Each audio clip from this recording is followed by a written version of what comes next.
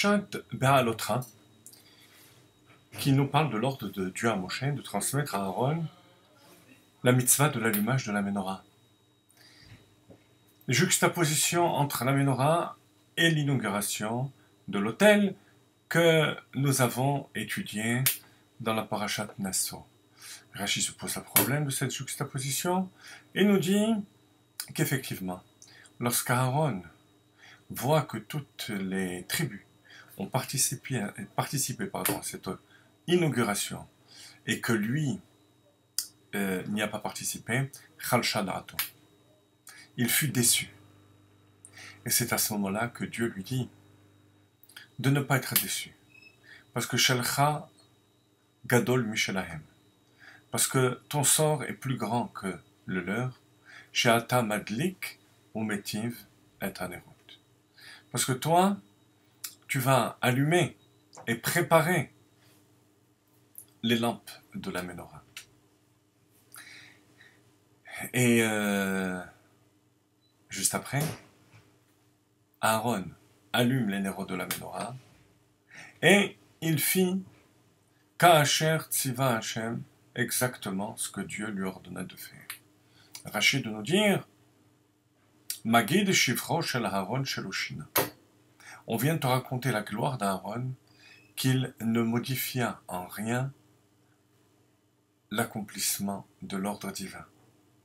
Chose très étonnante.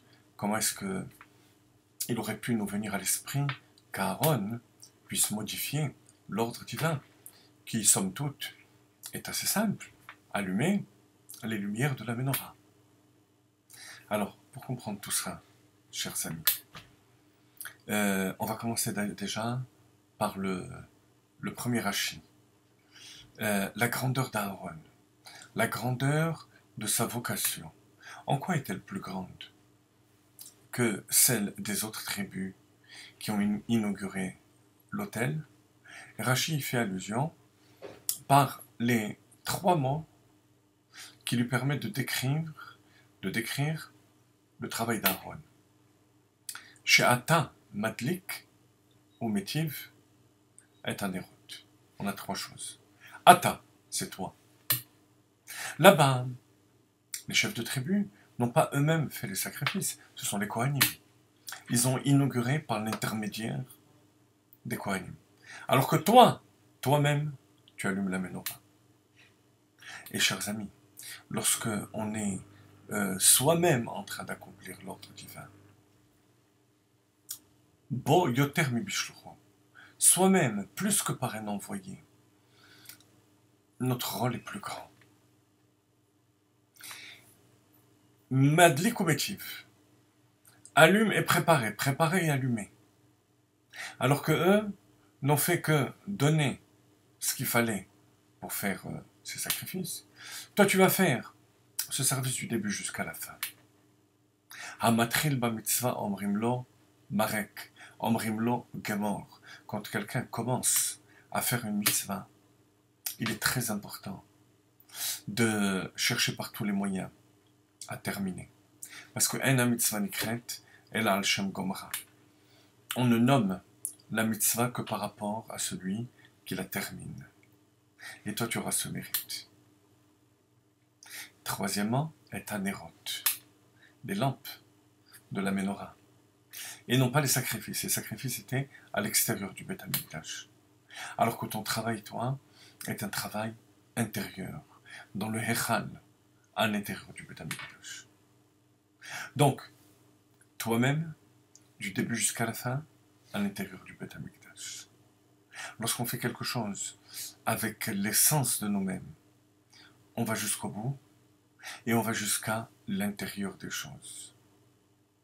Bien que ce ne soit pas évident, parce que, et là on arrive à la deuxième remarque, Magid Shifro Shel Aaron Shelushina. Qu'est-ce qui avait tellement extraordinaire à ce qui ne modifie pas l'ordre divin? C'est que tout l'allumage de la menorah était quelque chose de divin. Rappelez-vous que Moshe n'a pas réussi à faire la menorah, c'est Dieu qui l'a fait, qui l'a construite, qui l'a faite. Donc, c'est un objet divin. De même, la lumière que dégage la menorah, n'était pas une lumière naturelle. C'était Eidut Lechol Bae Olam Shashchina Shora B'Israël. Lorsqu'on voyait cette lumière émaner de la menorah, on avait la certitude que la Shekhinah résidait. Que la Shekhinah résidait au temple. Alors, lorsque tout vient d'en haut, on a des difficultés à donner de l'importance à nos propres actes. On a l'impression que nos actes sont insignifiants. Alors on néglige les détails de ces actes. Puis de toute façon, tout vient par en haut. Magid Shifro Shel Aaron Shilushin. Ça, c'est la gloire d'Aaron de ne pas avoir modifié. Et que bien que sachant que tout venait par en haut, il a accompli l'ordre divin du début jusqu'à la fin. Voilà tous les enseignements de la Menorah. Yehi Ratzon, qu'on puisse les accomplir concrètement dans notre vie, que ce soit une inspiration au niveau de notre quotidien, de faire exactement ce que Dieu veut, nous-mêmes, du début jusqu'à la fin, et avec nos forces intérieures.